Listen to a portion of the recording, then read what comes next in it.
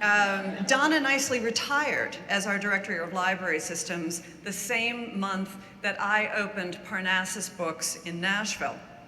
And she came, I went to her retirement party, which was lovely, and then 2 weeks later, she came to the party for the opening of the bookstore. And while she was there, I said, so Donna, you know, you're unemployed now. Maybe you want a job at the bookstore. You could come and work for us. And finally, one day she called me and she said, yeah, okay, I'm gonna do it. I'm gonna come work at the bookstore.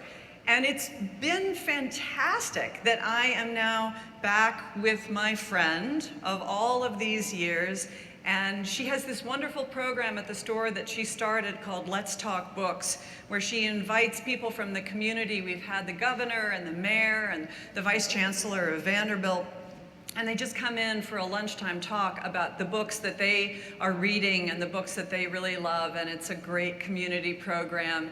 But Donna said to me once, she said, the reason that I became a librarian is that I love to read, and I wanted to put the books that I loved into people's hands.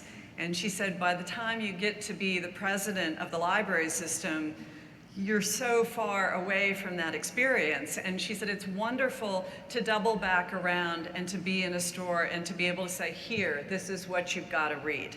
So I'm the person who actually reads all the books and comes in, and I write most of the recommendations. I have a blog, which is a word I hate so much I can barely bring myself to say it. I call it the book report. But I write about whatever I'm reading for the bookstore, and I can go into the store on any day and see people looking at a table and walk up to them and say, no, this is the book you want. Stop looking at that book. Look, this is the book you want to read.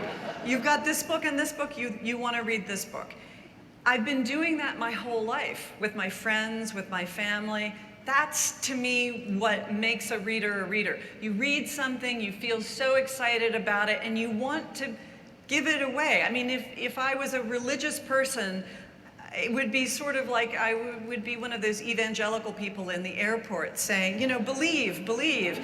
But I feel that way about books. I want to give you this book. I want you to read this book. I don't even really care about selling the book. It's about having the experience of this book.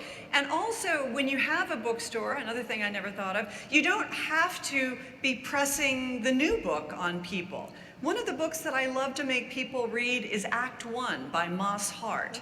A book that, has anybody read Act One by, yeah, of course you have, because you're librarians. Independent People by Haldor Laxness. I mean, we're probably selling more copies of Independent People in Nashville than the rest of the country combined, because every time I walk in, I'm like, you look like you're up to Independent People. You could do Act One. Here, take it. Not only do I press books on people constantly, I take books away from people, which I think builds my reputation for honesty. My favorite story is I saw a young woman, probably in her early 20s, and she had a copy of The Beautiful and the Damned. And I said to her, wow, The Beautiful and the Damned, you must really be some kind of Fitzgerald fan. And she said, no, this is my first one. I said, what in the world would possess you to start with The Beautiful and the Damned? And she said, a friend of mine told me it was the best one. I said, your friend is wrong. This is a terrible, terrible book. I mean, this is the book that you read when you have scraped the bottom of the barrel and you've reread Gatsby 10 times and you could tattoo this side of paradise on the inside of your wrist. Then you go back and read The Beautiful and the Damned. If you start there, you will end there as well.